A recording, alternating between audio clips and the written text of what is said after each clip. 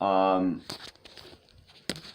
when I imagine a world that is filled with God's love and salvation, it is a world without nation states, without borders, and without boundaries. Because we're all come from the same source. I mean, if biblically we all come from Adam and Eve, right? So we're all related anyway, in a roundabout way. So that's the world I envision if we get rid of the nation states. It definitely will be a more peaceful place. We won't need any military. The planet is free and open, and peace will finally be delivered, because it won't be delivered until the nation states are completely eradicated. Did you think like that when you were younger? Like, when did that happen? Was it pre being homeless? Post? Huh? Oh. Did it have nothing to do with that? Or? No, I mean, I don't know when I first thought of that, but it's become more profound to me lately, because of what is taught here at Arch Street United Methodist Church. But I thought about that in the past. I can't remember when that first thought came to me, because I read science fiction, and it makes you think, because a lot of science fiction is based on like utopias or something? The real world that we live in. You know. I can't give you any specific example, but like Ursula Le Guin, okay, there's an example. She wrote a book called The Dispossessed, and it's about these two planets.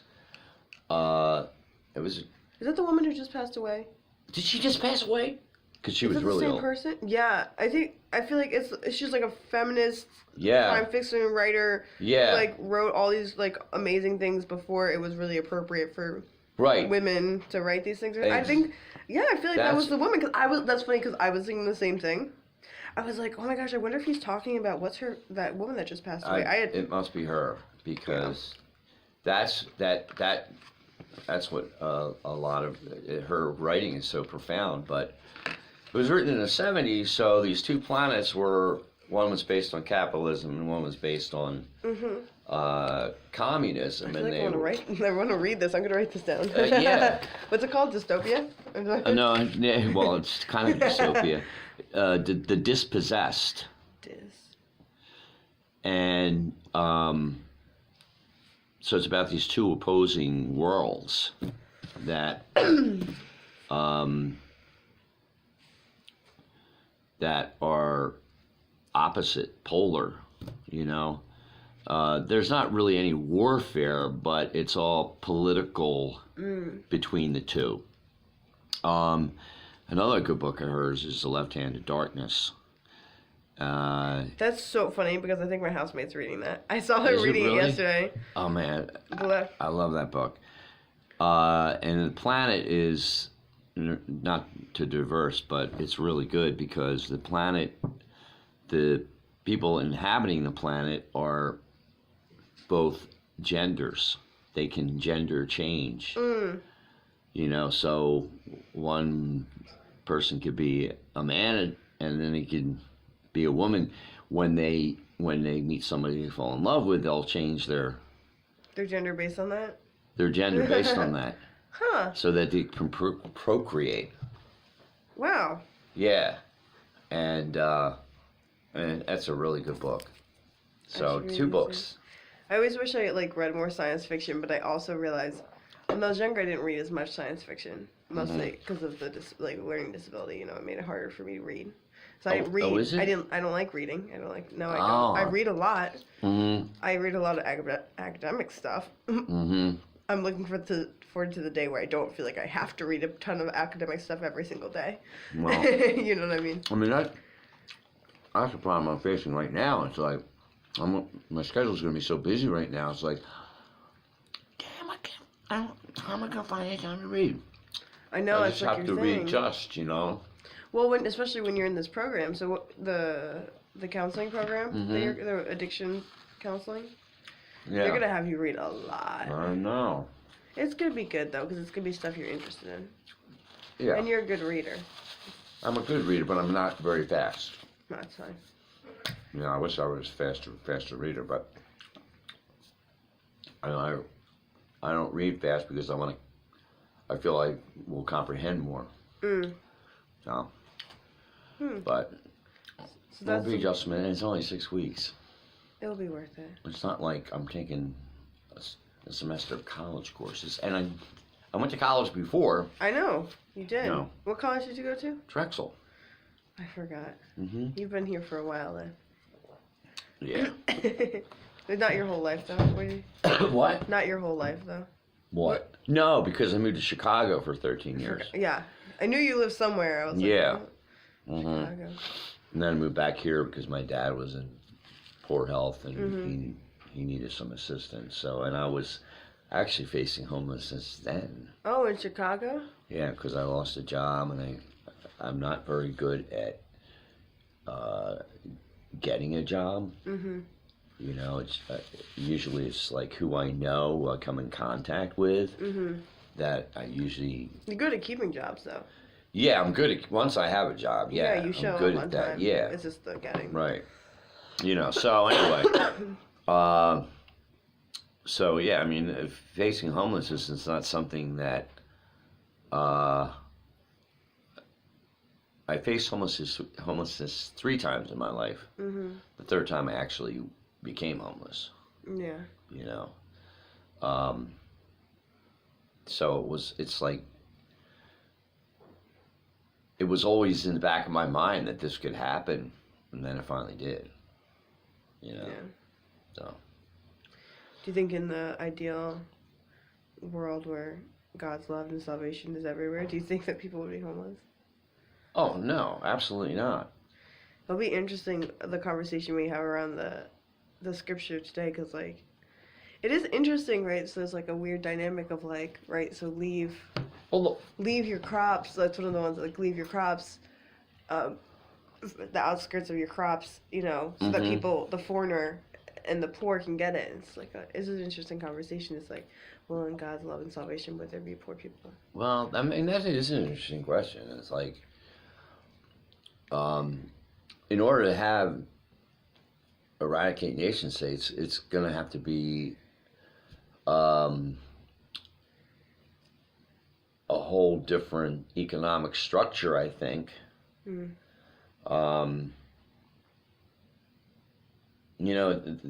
Because certainly capitalism is not going to work. Yeah. I'm not a communist, but I'm a socialist, social democrat. Like. So you believe in democracy? I believe in democracy, right? Like Canada and Australia and England are social democracies. And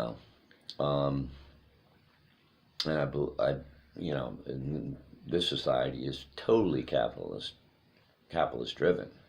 Yeah, it is interesting. But there's homelessness in all those places. In all those places too. You can't get away from it. So, it's an interesting thought, But a utopia, I guess, would be yeah. As opposed to a dystopia, would be, for me, would be an eradication of nation states, and everything was free. Yeah, no money. No, yeah. Just a bartering system. Or I mean, there's all of your needs are met, and then anything besides that. Huh? Like, so all your basic needs would be met, but then what? No money, but if you need something, then you get it. Yeah, I mean, I've actually read some science fiction too. Yeah. That there was no monetary system it's like when you needed something, you got it. You just got it? Yeah. I like that. Well, that's a conversation. But there was still a war, and there's a... No.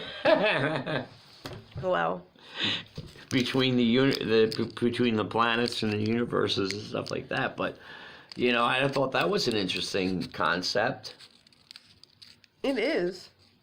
You know? It is. But God forbid, in a capitalist society, we're not giving anything away. I know, for real. Well, I think that's what I was thinking when I got back to this question. When you imagine a world that is filled with God's love and salvation, what does it look like? Mm-hmm. I was thinking, you know, very similar things to you. But I also am thinking, like, so everyone's basic needs will be met, and like we've had a lot of conversations with, you know, Grace Cafe. And I think she had this conversation about like a underlying like living stipend, like everyone in the like you know, it's kind of like what you're talking about, like so it covers your basic needs to live in the United States. Right. You get housing, you get food, housing, you get shelter, clothing, water, clean water, yeah, and then and like that, you know, money that would be able to cover that. That's an interesting concept. Everything costs money.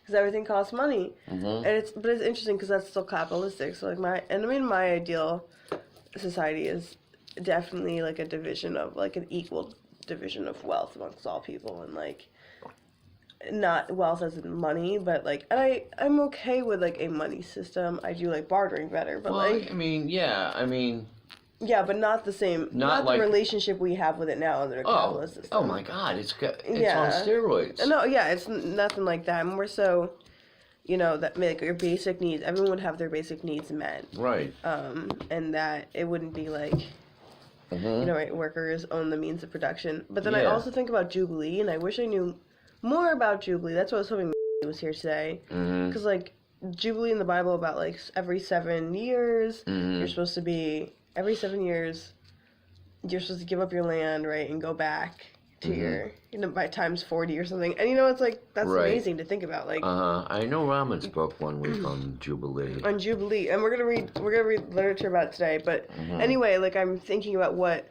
God's love and salvation, like would that be Jubilee? And I think that would be Jubilee. Like it's the only text of the Bible that gives you like an economic structure, like not even just an economic, like a political, economic, like social structure, where it's like, so it's like they say 7 times 77, and then it's like 49 years you're supposed to go back to your ancestral lands, but every 7 years you're supposed to take a break on your land, and like the food is going to be for your friends and family, and that's on the land, and you're not selling it. Is it's that just like you live. Old Testament? Yep. Yeah. It's in Leviticus. Do you want to go to it? Yeah. Okay. Let's wait first before we do that. So that was good. Do you feel like we filled up the soul work?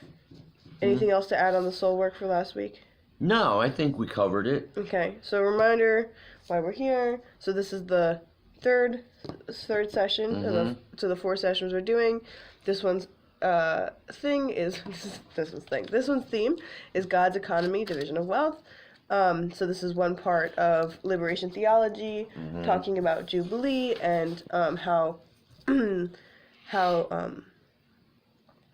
all folks, you know, that God serves the poor, and understanding around what does like God's economy look like, right? Or like an economy that's God, like faith-based or something like that.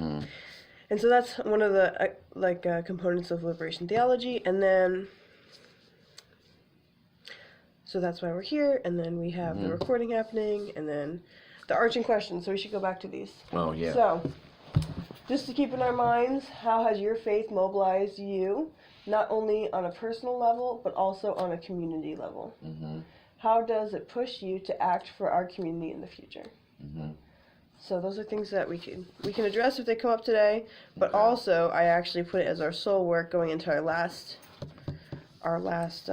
session together. So I'll probably assign it again for the folks who are able to come on Thursday. Yeah. But that is our soul work for this week. So, anyway, so last week's scripture, what did we cover? We covered Psalm 119:45, Isaiah 61:1, and Luke 9:23. Do you remember the general? Yeah, I know you're reading it off. Do you remember the general conversation? I'm trying to. What was the general? Well, was the thrust of last week? It was liberation through salvation. Yeah. Do you want to look it up? I have to go. We have to go back. It's okay. Yeah. I just want to always keep them in mind so that we're not forgetting them. I think that's the best way to remember things. I really need to do more Bible study, because... And I have a great book at home, and I never picked it up. And it's like on a daily basis, you have to read a few scriptures. But it's hard for me to get in that kind of a habit. There's an app on your phone that I want to show you.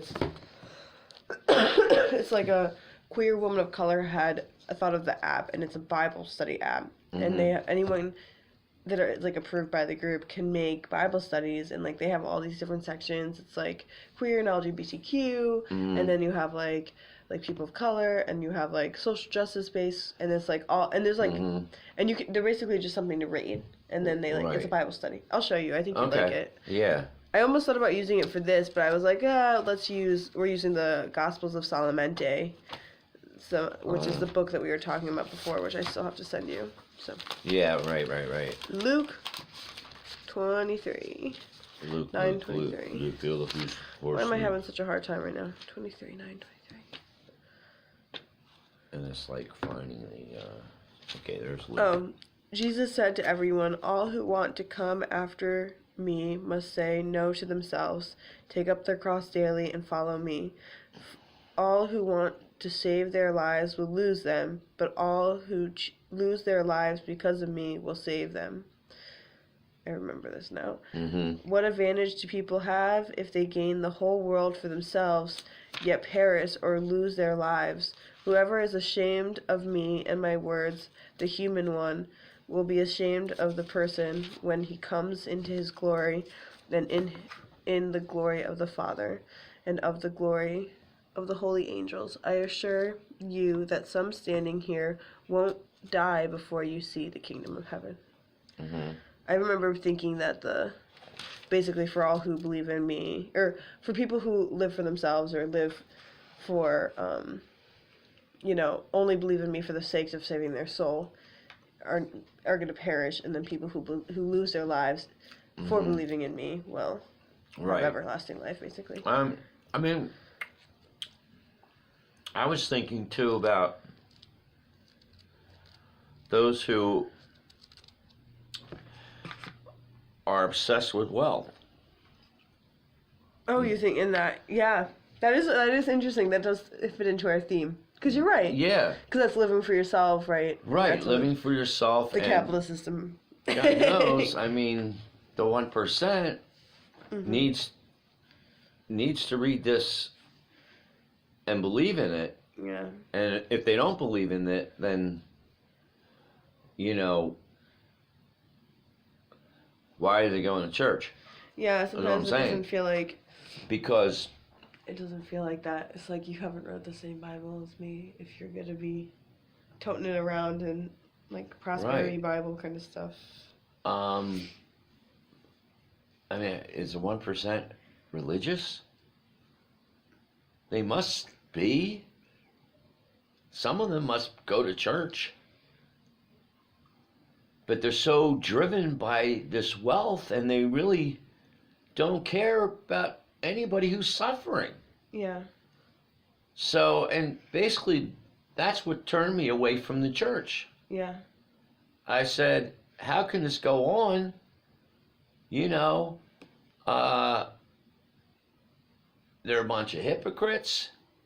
Mm-hmm. Because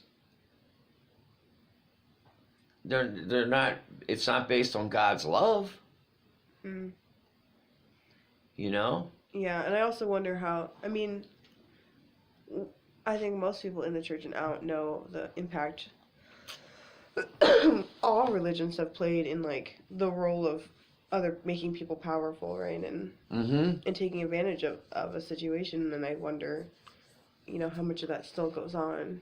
It's just like people who, like Donald Trump, who say that they're evangelicals, but also, like, I'm pretty sure he's never read the Bible before. I know. Right, he's supposed to be like evangelical, but it's just like... And the Pentecostals, too.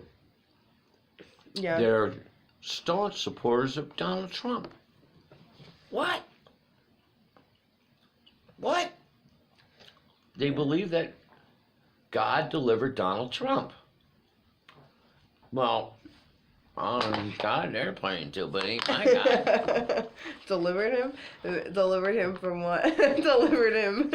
You know? I mean, it's crazy. But, you know, I mean, every church is, not all churches are the same. Mm-hmm. You know? This church is way on the left. Yeah. And a lot of churches, Christian churches, and others are way on the right. This is true. That's what attracted me to this church, because we are definitely left, baby. I know. I wouldn't be here. No, I wouldn't be here.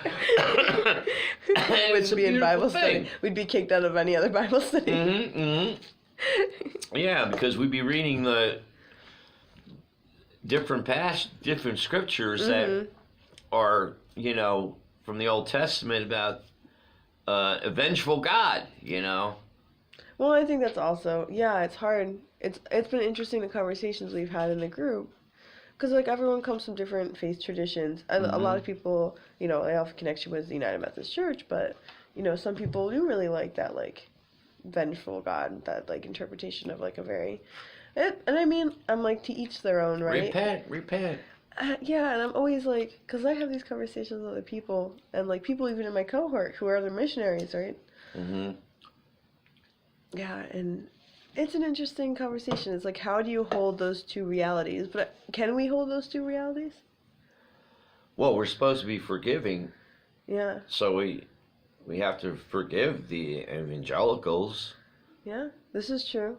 And but also like, right, so we can hold two realities. Like it's almost like the Old Testament and the New Testament are like almost two different realities.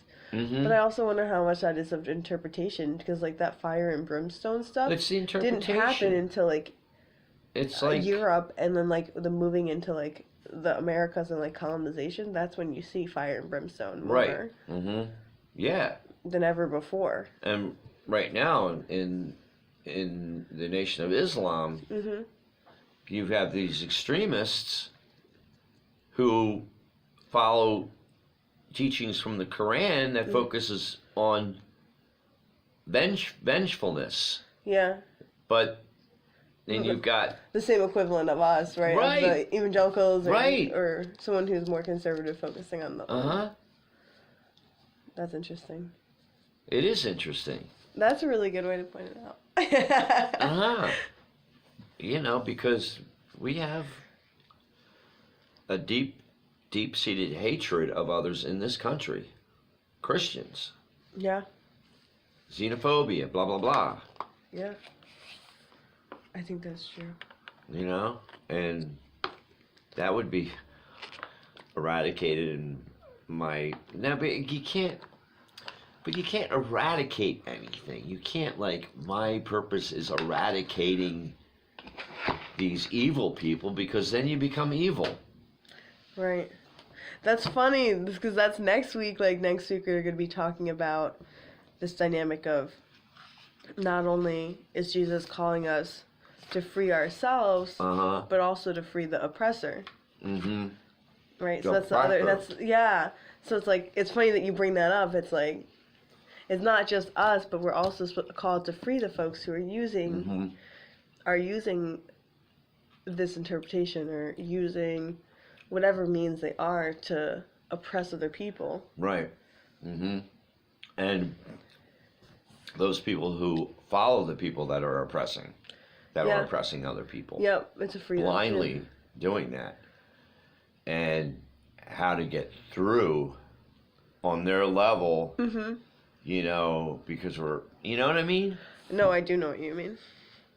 It's deep. All right, so are you ready to get to the... Yeah. So we remember liberation through salvation. We're feeling good about that. And that's awesome. We made a new connection with what we're going to talk about today. Right. All right, so do you want to do Old Testament, or you want to do New Testament? Let's see. Where are we at here? Leviticus, right? Yeah. I'll do the Old Testament. All right. So you basically have 3, but they're all like in the same area. So Leviticus 25. All right, now we gotta find Leviticus. And well, you might as well get to 19 first. I don't know why I put them out of order. That was silly. Oh, you did. You threw me off. I'm sorry. At least it's all in the same book, though. Somebody mangled this book. It's mangled. I gotta find the pages are all. Sometimes I like speak to myself. I'm like Matthew, Mark, Luke, John. Huh? Sometimes. So when I was younger, I had this Sunday school teacher that made us memorize the books of the Bible. Wow. She was like very old, and she was like very into rogue memorization. And yeah. she was like, and I always remember like Matthew, Mark, Luke, John. Oh shit. And I say it to my myself like all the time so I can remember how to get to places. Matthew, Mark. You made like a Boychi Biv thing up. Well, yeah, but it's just like, it comes so natural, except I forgot the rest of them. So I just don't know Matthew, Mark, Luke, John. Oh my God. Now I'll remember that. Matthew, Mark, Luke, John, Acts. Well, I'll start at that point. Just the names. Matthew, Mark, Luke, John. Yeah. So the 2 Acts, M's. Romans. Okay. Leviticus 25. Do you want to do 19 first? You want to do 19? Do you want to do 19 first? Yeah, right. It wasn't on. It was on accident that I put them out of order. Oh, just 19. Okay, 9 through 10. Where's 9 there? Okay, here we are. When you harvest your land's produce, you must not harvest all the way to the edge of your field, and don't gather up every remaining bit of your harvest. Also, do not pick your vineyard clean or gather up all the grapes that have fallen there. Leave these items for the poor and the immigrant. I am the Lord your God. Wow. So that's the Jubilee. I mean, the philosophy. Do you want to read the next? Okay. Or you want to read it again? Yeah, let's just read it again. When you harvest your land's produce, you must not harvest all the way to the edge of your field, and don't gather up every remaining bit of your harvest. Also, do not pick your vineyard clean or gather up all the grapes that have fallen there. Leave these items for the poor and the immigrant. I am the Lord your God. So I think, yeah, verse 10 is real profound. You know?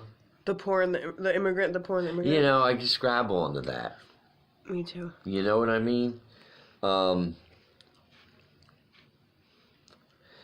mean, verse 9 is like instructions. It really is. Yeah. Which is like the cool, I think that's what people are so attracted to in the Old Testament, actually, in a way. Because it's like, it's clear, it's simple, people get it. And like, Jesus was kind of vague. Is what? He was kind of vague sometimes. Like, he was clear, and I think he was, but also he like, sometimes he was kind of like interpretive, like. Right, yeah. Well, I guess he was vague for a reason. I mean, obviously. Well, he spoke in parables. Yeah. He spoke in parables, yeah. You know, and a parable. What is the definition of parable? Let's look it up. Let's look it up.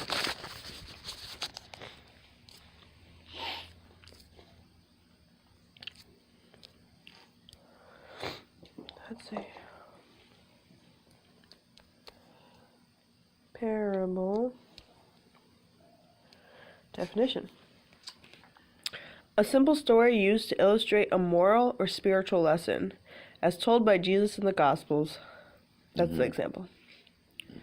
Okay. So, a simple story used to illustrate a moral or spiritual lesson. Right. Okay. So it's supposed to be understandable by all. Right, it's supposed to be, yeah. Because it's like almost as easy as a kid would get it. Mm-hmm. Yeah. Okay. Yeah. So let's do 25. 1 through 7.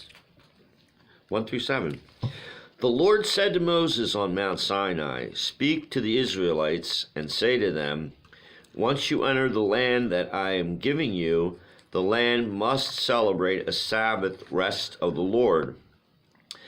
You will plant your fields for 6 years and prune your vineyards and gather their crops for 6 years.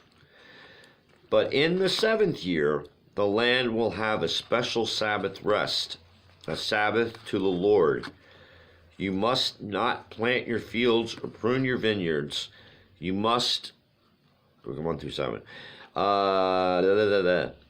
You must not harvest the secondary growth or your product or gather the grapes of your freely growing vines. It will be a year of special rest for the land. Whatever the land produces during its Sabbath will be your food for you, for your male and female servants, and for your hired laborers and foreign guests who live with you, as well as for your livestock and for the wild animals in the land. All of the land's produce will be eaten." Is that till 7? Yeah. It's a long passage. I was like, should I... But it's like the gist of Jubilee. Right, yeah. Of some of it. It's that whole chapter. Again, it's really instructions. You know? But I did like what it said about, what was it, the second to last verse?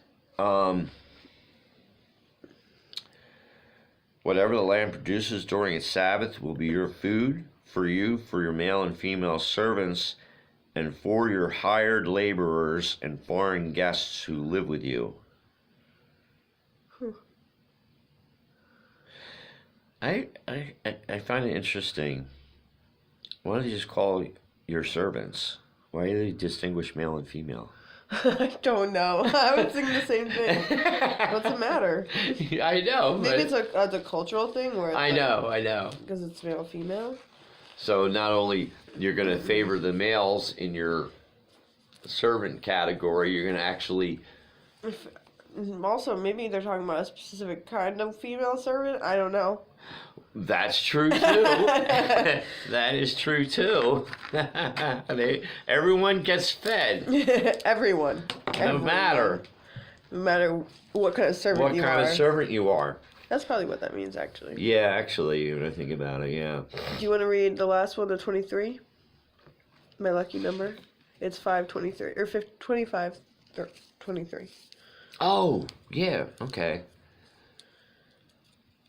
It's part of that Jubilee passage. It's yeah. I didn't want to have you read all of it, and I was like... 25 and 23? No, it's just chapter 25, verse 23. Oh, yeah. Chapter 25. Verse 23. Okay, there we go. The land must not be prematurely sold, because the land is mine. You are just immigrants and foreign guests of mine. Throughout the whole world that you possess, you must allow for your land to be bought back. When one of your fellow Israelites faces financial difficulty and must sell part of their family property, the closest relative will come and buy back what their fellow Israelites will come. Will come and buy... Wait. I was like, what verse are you on? Let me start that over. When one of your fellow Israelites faces financial difficulty and must sell part of their family property, the closest relative will come and buy back what your fellow Israelites has sold. And that's it, right? Actually, I read more, but it's okay. It was interesting. It was just like, yeah, it was interesting. What did you think?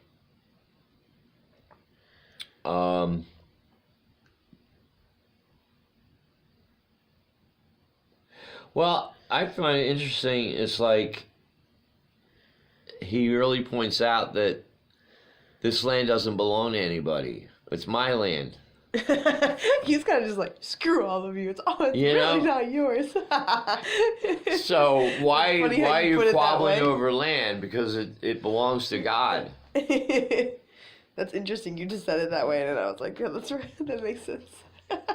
I mean, that's what he's saying.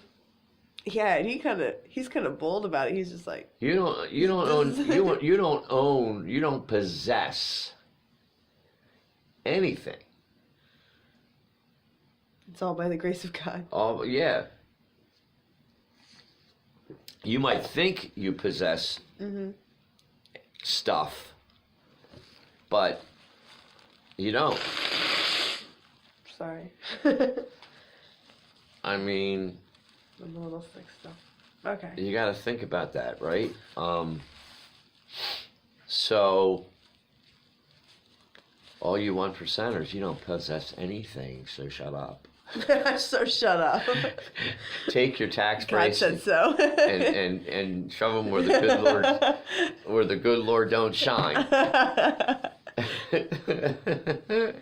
All right, you want me to read Matthew? Okay. All right. So there's only one verse in here. I think I just really like this one, so I was like, we should use this one. But I do that. So it's 24. Matthew, Mark. See, I remembered. Thank you. See, I learned something new today. Thank you, Miss Millie. Thank you, Miss Millie.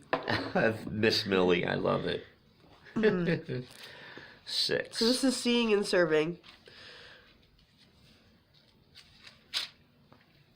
5. Okay, see.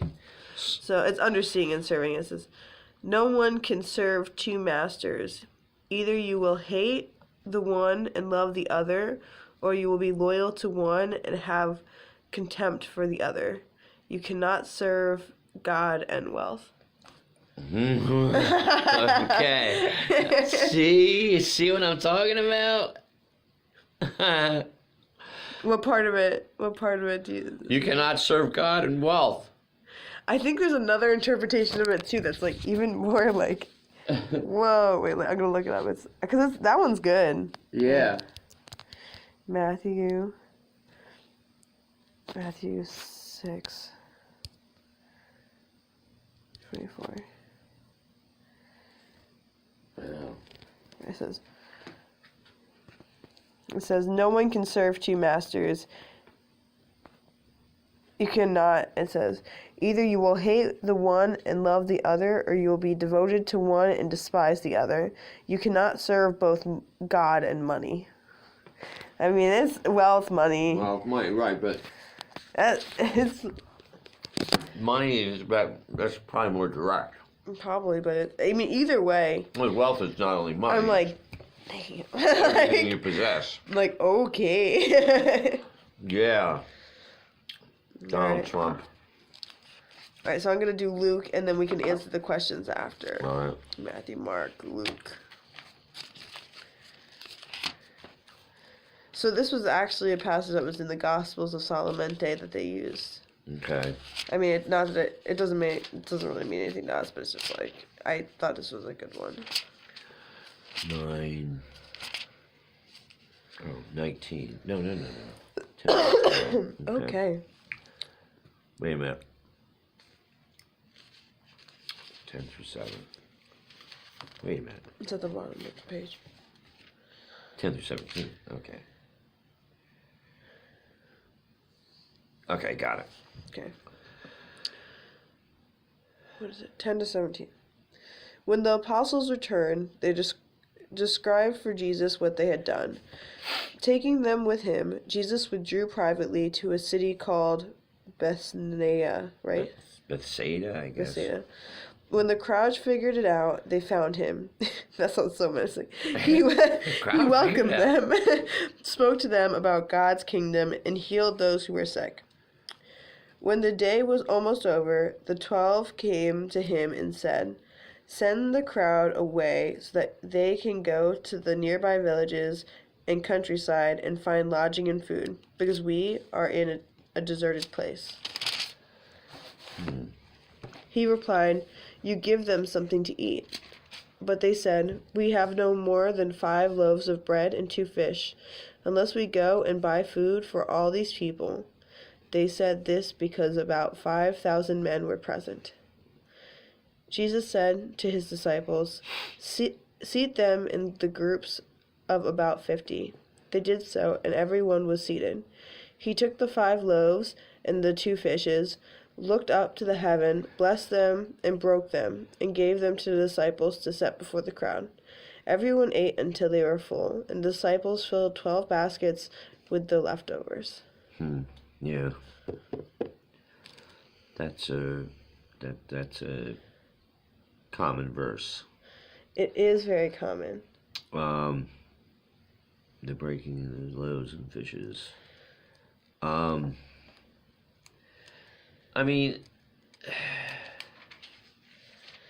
it's hard for me to put my mind around, like, the fact that Jesus actually created all this food for all these people out of how many loaves? 5 loaves. 5 loaves and 2 fishes, right? So I think it's a metaphor, really. You know, that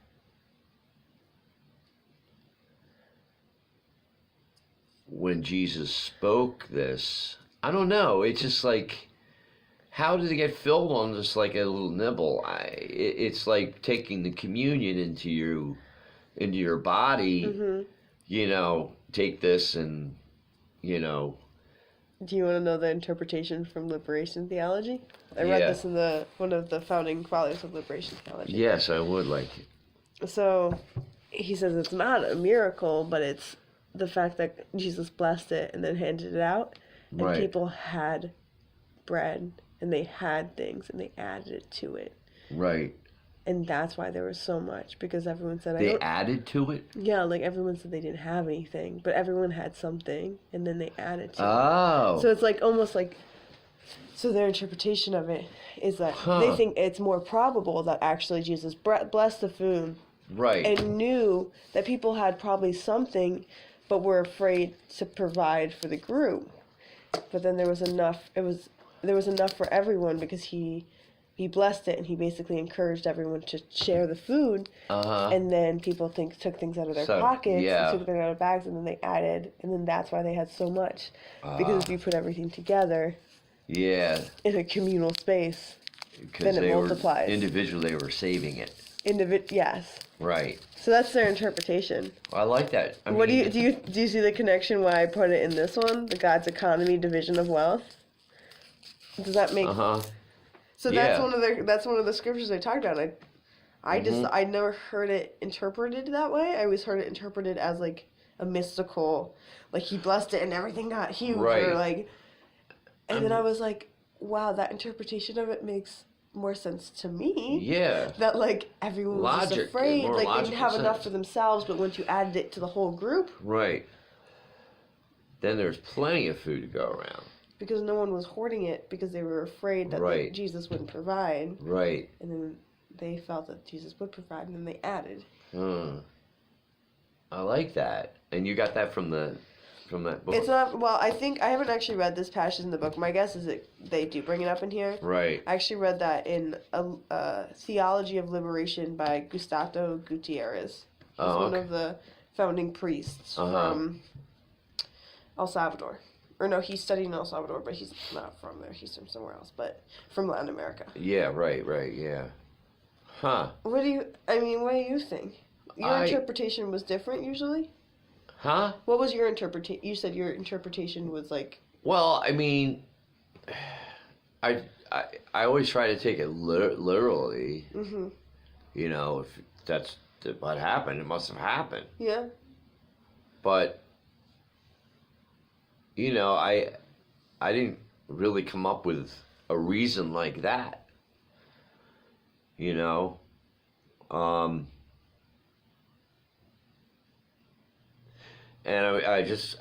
basically I just saw it as a metaphor. That just because Jesus blessed this food, it filled them. Mm. You know, it was enough. It was enough because it was blessed by Jesus. You know, but I know physically that's not going to fill you up and nourish you, just that little bit of food. So there must have been some other interpretation of that. Well, both could work theoretically too, right? Well, because we take communion, it doesn't fill you up. And that's the whole purpose of the communion, to take the blood and body of Christ into your soul. Yeah. You know, so basically, yeah, I mean, that's how I interpreted it. But,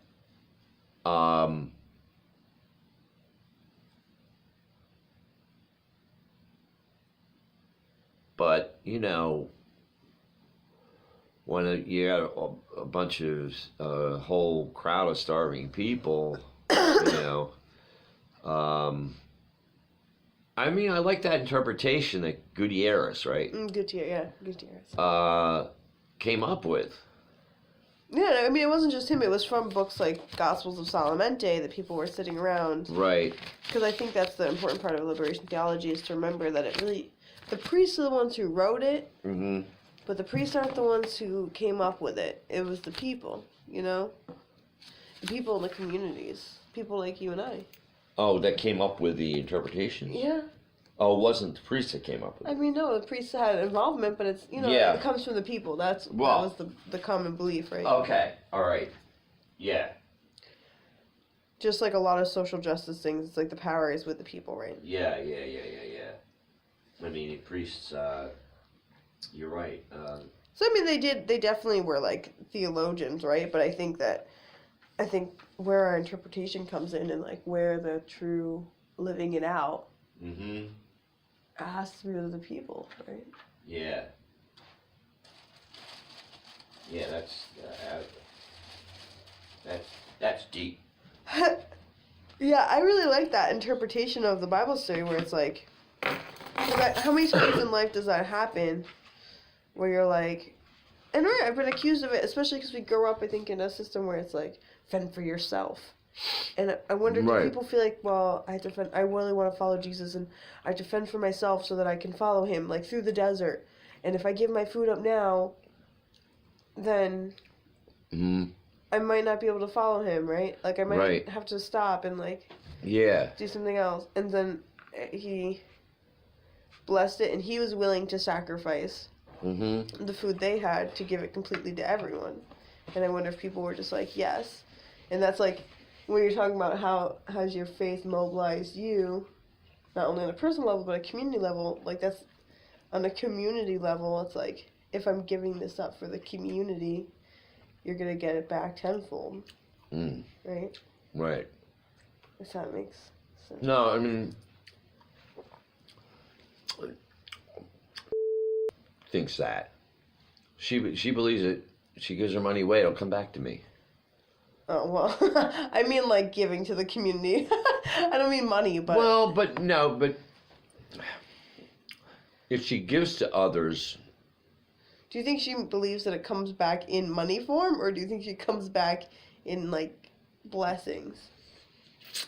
Well, I think she uses that blessing as monetary, but I mean, I've seen her. It's like, I know this money's going to come back. I know I'm praying for that money to come back to me. Yeah, that's definitely not what I mean. Yeah, right. Not that I would ever laugh at Miss Honey for her interpretation. I mean, what I mean is non-monetary. I mean the development of a community. Right. So like if you give, not even you have to give up something, but you give yourself to a community. You're giving into the community. Like these people were giving loaves and giving fishes that they had into a communal space so that other people could eat. Right. Mm-hmm. And that's where I believe it's like not on a personal level only, but also at a community level. Mm-hmm. I've thought about this one's unfair because it's just me and you, and now I'm talking a lot. No. I mean, I mean, the whole idea of the Grace Cafe, it's like we give out food every week. Mm-hmm. We help feed people, feed the impoverished community in our neighborhood. You know, and it comes back to me not as food per se, but as just the idea I am nourished by the fact that I am nourishing others. You know, and that's where the community comes in. Mm-hmm. You know, if you know what I'm saying? Does that make sense? Because like you're giving, right? Is what you're saying? Yeah, I'm giving myself to others. We all are. And why do we do it? Because we get something back from that, from the people that we serve. Mm-hmm. We're enriched by that. Otherwise, we really wouldn't do it. Does that make sense? Yeah, it makes sense. You know, and plus the worship service. You know, I might sing something, and one person is moved by that, then that's okay. Just one person was moved. Maybe nobody was. And I can't speak for you, but it's almost like, so I think that some people connect with God in different ways. Mm-hmm. And sometimes it's through singing or through dancing or being alone in the woods, right? And I think that I see God best through other people. Mm-hmm. So I think, especially when you're talking about giving back to a community, if it's just like, it is nourishing to your soul, as because, right, if we believe in God is in every person, so if we're giving to God, mm-hmm. And so it's nourishing. Because it's not, sometimes I think when you say, not you personally, sorry, but when people hear Christians say something like, where it's like, I give back because it makes me feel good, it's like, I give back because this is what God told me to do, and because I interact with God best. Yeah. That's just my personal thing, but, yeah. Because I hear what you're saying exactly. Like, we wouldn't do it if it wasn't divine or something. Right? Yeah. If it wasn't a divine experience, we wouldn't do it. No, well, I'd still do it, I guess. I mean, I would still do it. But I like what you said, that you see God in other people. Mm-hmm. Because we're all God's people. And how that affects you, right? Mm-hmm. Yeah, that's how I... Yeah. Because I've heard people ask that question before, how do you see God best? And I'd be like, some people say walk in the woods, and it's like, yeah, like, for some people I think that's right. But I actually feel God the most when I'm, like, in a protest line. Like, when I'm...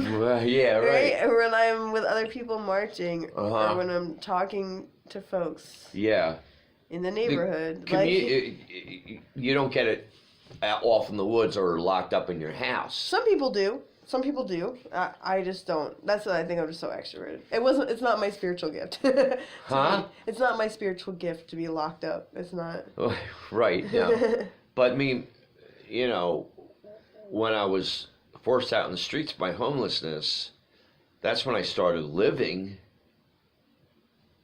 Yeah. Because I was part of the community again. I think that's so interesting. Mm-hmm. Because you said that before. It's so... And I keep saying it, but it's... Well, it's true. I'm just like... This happened for a freaking reason. Yeah. You wouldn't be here. Otherwise, I'd still be home, behind my doors, drinking my gin, my vodka, and not affecting the world in any way. God is amazing. He did. I mean, he put me through these trials for a reason. For a reason. It's amazing. Yeah, it is amazing. I'm just like, I'm always blown away by that. So, well, we already talked about how does the scripture affect how we view God and know God. Mm-hmm. That answered that right there. Yeah, right. How does the scripture affect your everyday life? This particular scripture. Whatever ones we read. Right, There's yeah. a lot of them, sorry. Oh, no. How does it affect my everyday life? What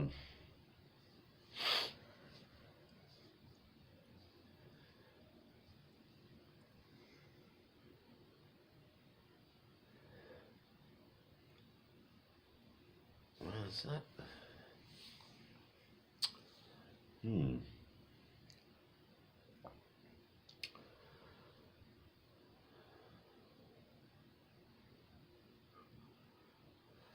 Okay, come on. I mean, I'm drawing a blank there.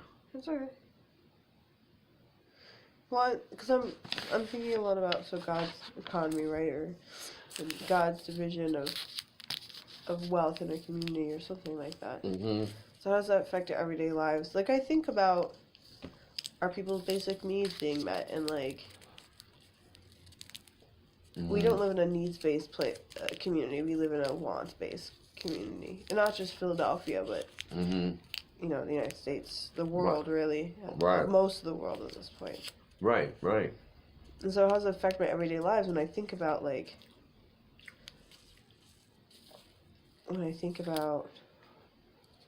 how people are living and in their interactions with literal money, and how that affects their lives so much? I think about the fish and the loaves. I'm like. Everyone is hoarding their money. Hoarding their money. They're hoarding. And not that people have a lot. I mean, because most of our folks who come in here don't. Right. I don't have a lot. Well, and we're hoarding, as in the we, capital We. Mm-hmm. But I wonder, how would that look differently if we weren't, or that we didn't live in a place where we need to be in constant fear? If we don't have money, then our value as a human being is less. Our values would be less, right? And that's a crazy. That's what capitalism teaches us. If we don't have money, we're valueless. We are worth less. We're worth less. Yeah. You're right. Worthless. Mm-hmm. But yeah, that's the problem with capitalism. We're all based on how much money we have, and it shouldn't be that way. It's like it has so much to offer. But because we live in a society that's based on productivity. Right. Productivity. Her disabilities, as she's put it. Right. Make people think that she can produce less, and therefore her worth is less. Right, yeah. Right. I mean, but that's the case with everyone in this room. Mm-hmm. Oh, yeah. Well, it's the case with me. Definitely the case with you. I mean, I'm struggling paycheck to paycheck. Yep. I was always struggling paycheck to paycheck, though. Even before. Oh, yeah. It's like, if I didn't get paid, and sometimes we didn't get paid where I was working, then I was like, oh, I gotta put off bills. I gotta do this. So, and then once I finally got let go because they weren't taking taxes out, I couldn't afford anything. Mm. I couldn't afford my rent, so I ended up on the street and blah, blah, blah. It's like, and I'm still, now I gotta pay rent now, and I'm grateful for my place. I can't wait to get home tonight. But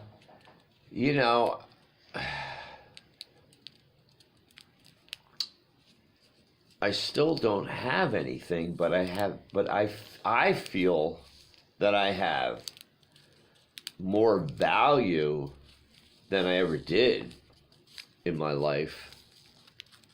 You know?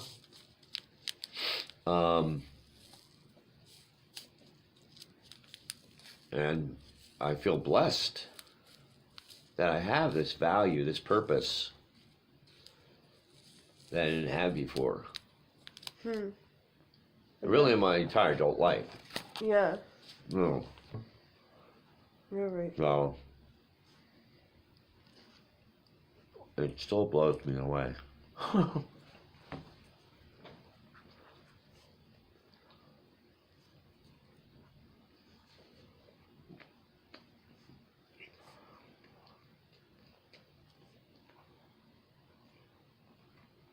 You know, if you give someone a smile, you don't know how that's going to...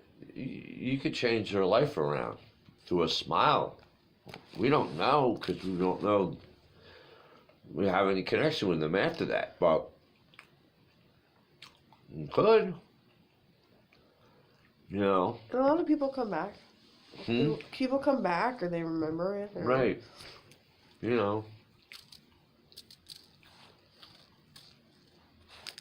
And, you know, when I was struggling and I thought my life was over, I finally, Friends Hospital, not Friends, place on Girard Avenue, they gave Mary me... Howard? Huh? Is it Mary Howard? No, it's North Philadelphia Healthcare Systems. Oh, okay. Up at... Temple? Yeah, well, on Girard, like 5th and Girard or something like that. They released me to JFK. And I went in to see an intake person over there. And it's just like, I don't know, for the first time I got a sense that somebody was actually cared for me. I wasn't getting somebody in a professional position was actually having some empathy for my situation, and that had a lot to do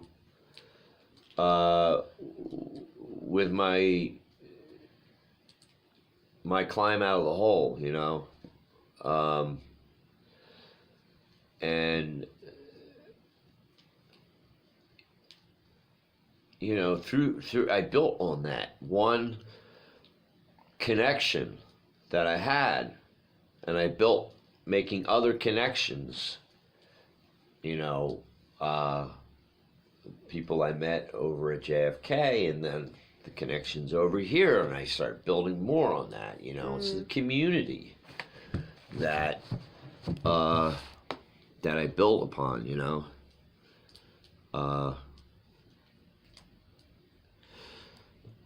It made all the difference. It made all the difference for me, anyway. Were you at Friends Hospital? Did you go to Friends? I was, that was the first hospital I was in. I hear it's bad. Friends Hospital. It's bad?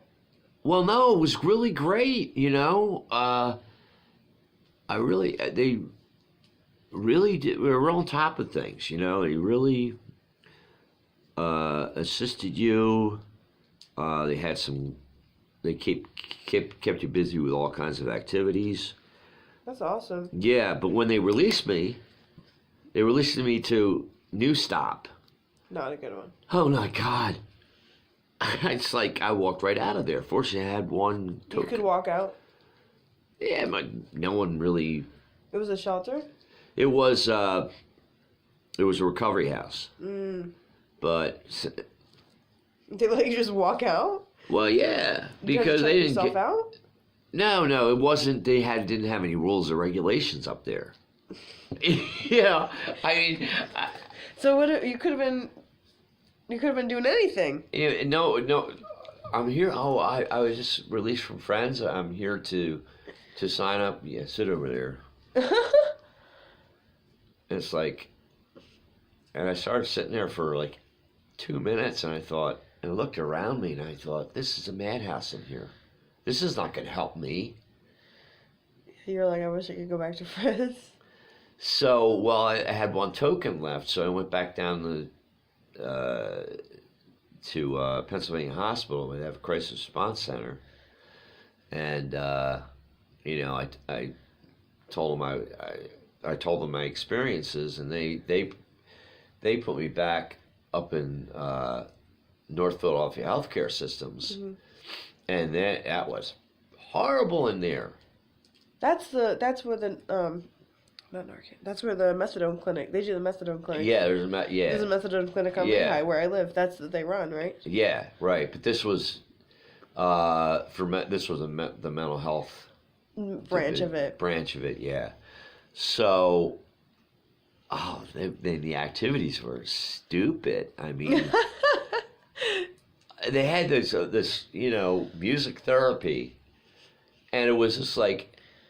There was no cohesion to it. Everybody was banging a drum, and it was all like some guy was banging the piano, and it's like, get me the hell out of here.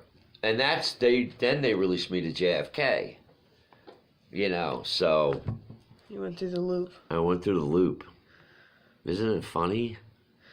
It is funny, but it's also not funny. Cause it's not funny, but it's funny. There are a lot of people who never make it through that loop. Right, yeah, exactly. I can look back at it and laugh now. But that's what y'all were saying in the first session. It's like, it's not... What I was interpreting was basically just like, the system is not set up by people who've experienced the system, and people just act careless sometimes, even when they have been homeless before. Right. It's like they forget. Mm-hmm.